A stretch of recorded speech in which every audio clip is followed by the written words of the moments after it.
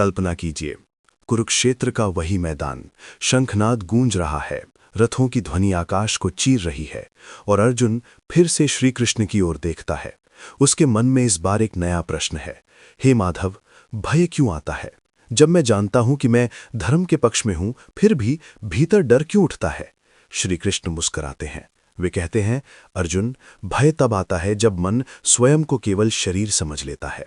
जब मन आत्मा को भूल जाता है, तब मृत्यु का भय, असफलता का भय, अपमान का भय जन्म लेता है। हे श्रोताओं, यही भय हमारे जीवन का भी सबसे बड़ा शत्रु है। हम असफल होने से डरते हैं, इसलिए प्रयास नहीं करते। हम ठुकराए जाने से डरते हैं, इसलिए प्रेम नहीं जताते। हम हार जाने से डरते हैं, इसलिए संघर्ष से भागते हैं।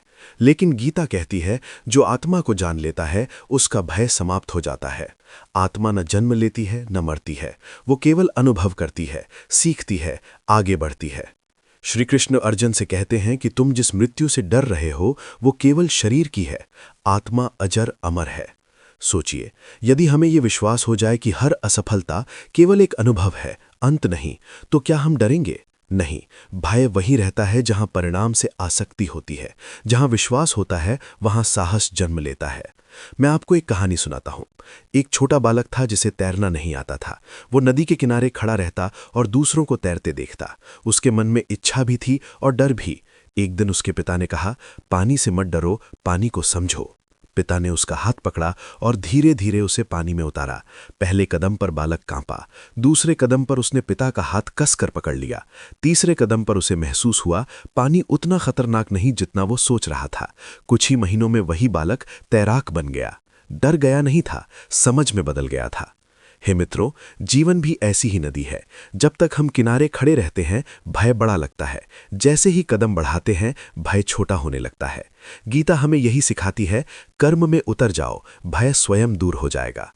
अर्जुन फिर पूछता है, हे कृष्ण, यदि मैं हार गया तो? श्री कृष्ण कहते हैं, जो धर्म के लिए लड़ता है वो कभी हारता नहीं। या तो विजय मिलती है या अनुभव। सुनने में ये वाक्य सरल है, पर जीवन बदलने की शक्ति रखता है। हम अक्सर हार को अंत समझ लेते हैं, पर गीता कहती है, हार केवल दिशा बदलने का संकेत है, मंजिल बदलने का नहीं। एक और कथा सुनिए।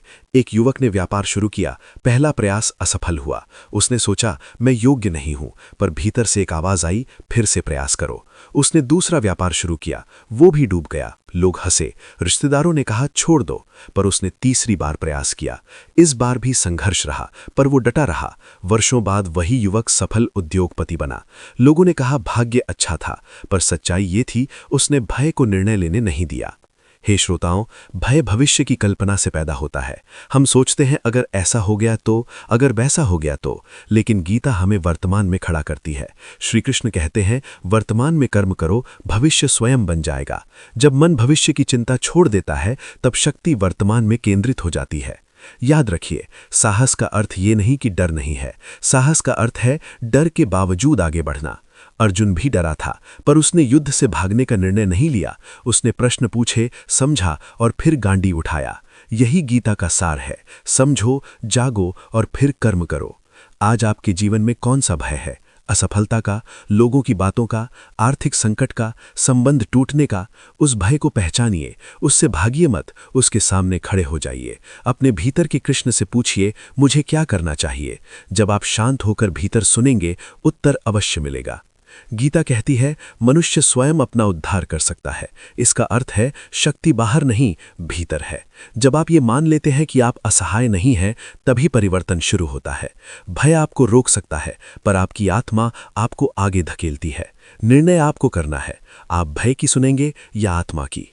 अंत में श्री कृष्ण अर्जुन से कहते हैं, उठो, जागो और अपने धर्म का पालन करो। यही संदेश आज आपके लिए है। उठिए, अपने जीवन के कुरुक्षेत्र में डट जाइए।